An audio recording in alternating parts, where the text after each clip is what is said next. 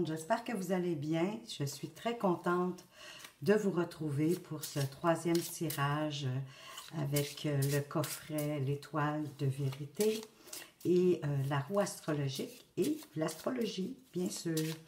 Alors, pour faire ce tirage, j'ai les 12 signes astrologiques plus les 10 planètes.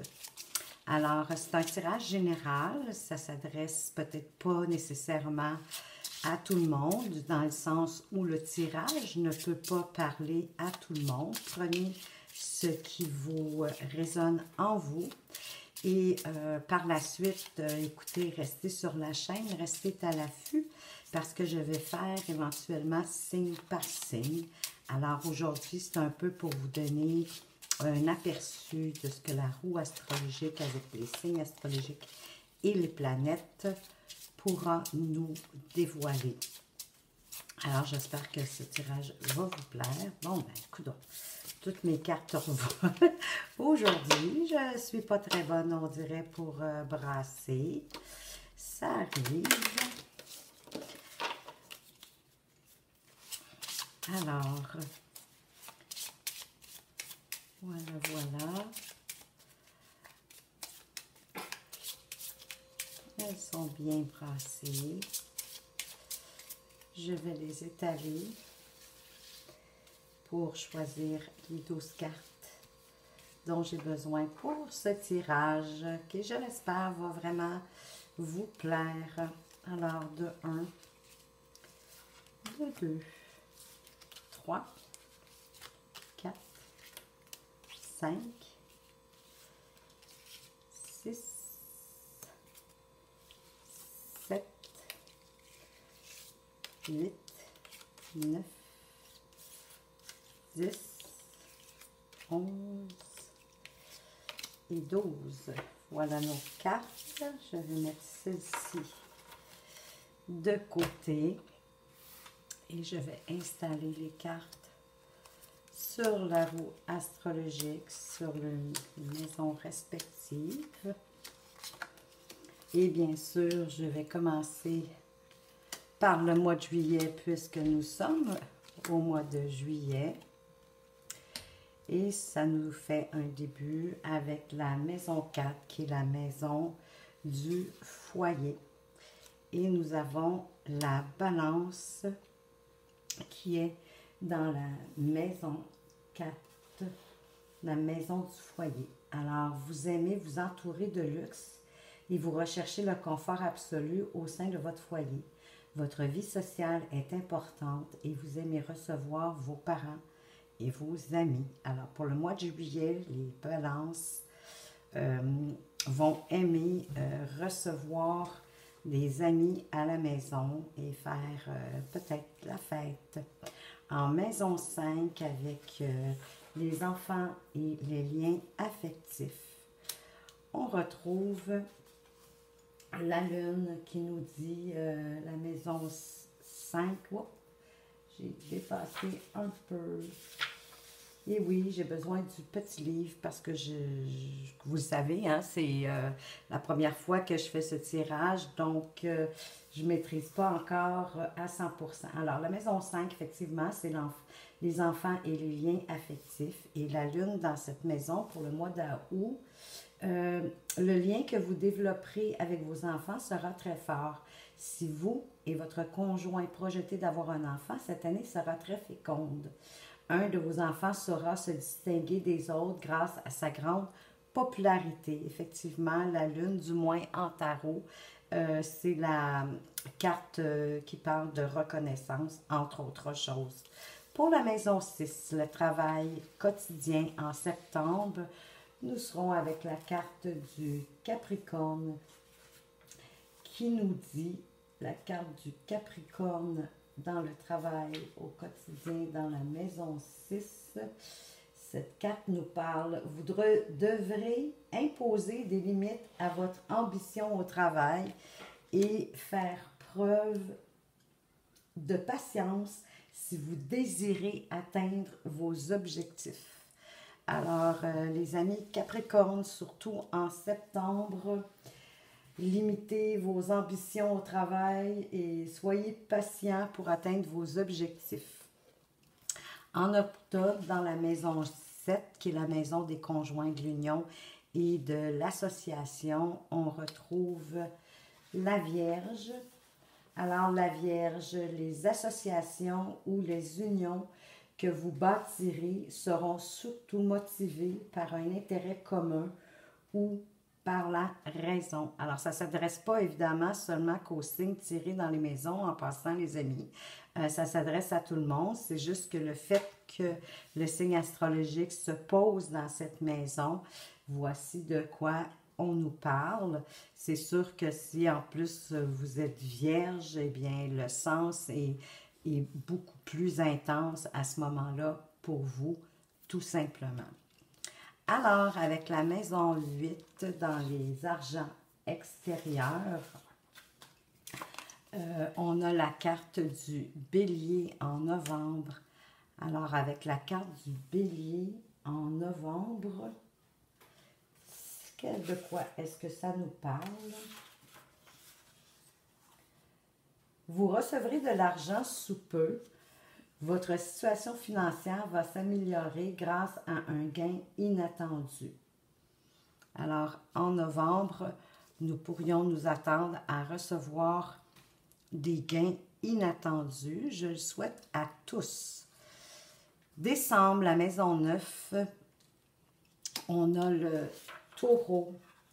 Alors, dans la maison 9 qui représente la justice, les sciences occultes et les dons, notre ami le Taureau nous parle de ne pas avoir peur de concrétiser vos rêves.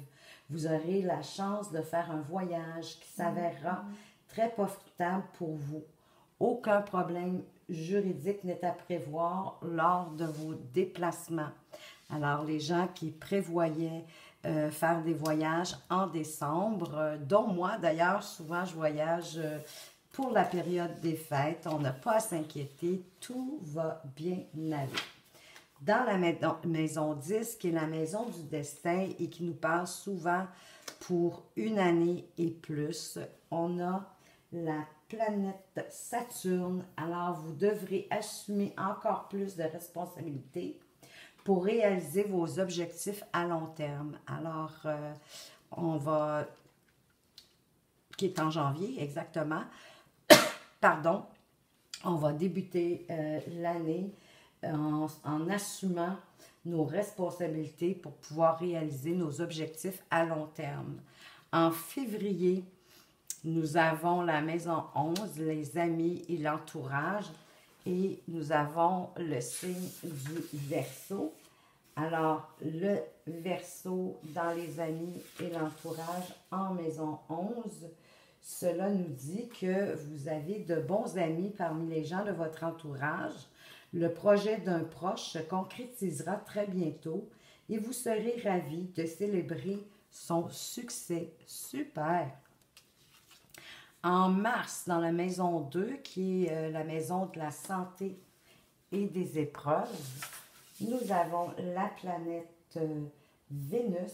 Et la planète Vénus, où se cache-t-elle? C'est la première, d'accord.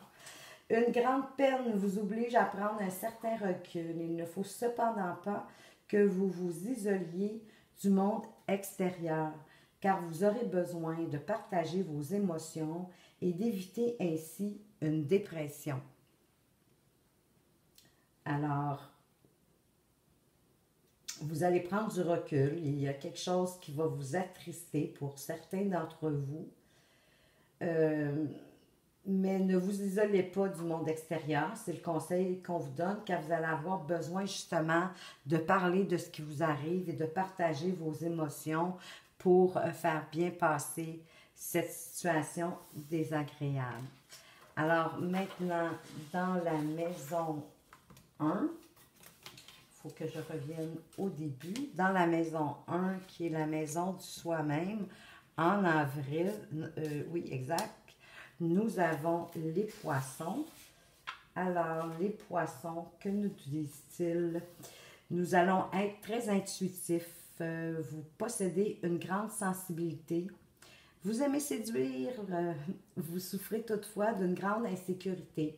Vous êtes en constante recherche de vous-même. Votre équilibre psychologique est fragilisé en ce moment. Ne vous mettez pas trop de pression sur le dos. Alors, ne vous laissez pas abattre par l'insécurité. Je dirais, prenez le temps d'observer ce qui se passe autour de vous, de retrouver votre intériorité pour aller chercher plus de confiance et ramener votre équilibre psychologique.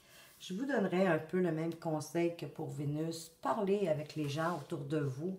Souvent, nos amis sont quand même de bons conseils. Dans la maison 2, qui est la maison des finances, qui sera au mois de mai, c'est la planète Jupiter qui nous dit qu'on est réaliste en ce qui concerne nos finances. Soyez prudent et suivez méticuleusement votre budget. Le budget que vous vous êtes imposé, ça va être la meilleure façon de garder l'équilibre dans vos finances. Et enfin, pour le mois de juin, dans la maison 3 qui parle de famille, nous avons la planète Neptune. Et Neptune nous dit qu'un membre de votre famille devra traverser une période qui sera chargée d'émotions. Gardez confiance car il pourra surmonter ces difficultés éventuellement. Il faut simplement laisser le temps agir sur la guérison de ces blessures intérieures. Évidemment, souvent, il est vrai qu'il faut laisser le temps au temps de faire les choses. Bon, c'est pas toujours facile, je dois l'admettre, mais somme toute, pour un tirage quand même général, pour avoir un aperçu, je trouve que le tirage, il est quand même plus positif. Il faut faire attention à quelques petites choses. En avril, faire attention à notre équilibre psychologique, parler avec nos amis. Et en mars, un peu la même chose. On doit parler avec les gens autour de nous, ne pas s'isoler, ne pas rester à la maison et tout va bien aller. Alors voilà, c'était une première expérience avec ce genre de tirage. J'espère que cela vous a plu. Comme je vous disais en préambule, restez à l'affût parce que pour rejoindre le plus de gens possible, je vais vraiment faire signe par signe pour le mois de juillet. Alors comme ça va parler à plus de gens. Je vous remercie de m'avoir écouté. Portez-vous bien et je vous dis, puis pourquoi pas, tenez en passant, pourquoi pas me mettre en commentaire à quel point vous avez aimé ce petit tirage qui est quand même pas trop long, je dirais que c'est quand même assez rapide, puis ça donne des informations pour avoir une idée mois après mois. Alors sur une année, chacun des signes, je vais vous honorer de ce tirage. Alors sur ce, je vous dis à tout bientôt. Merci. Au revoir.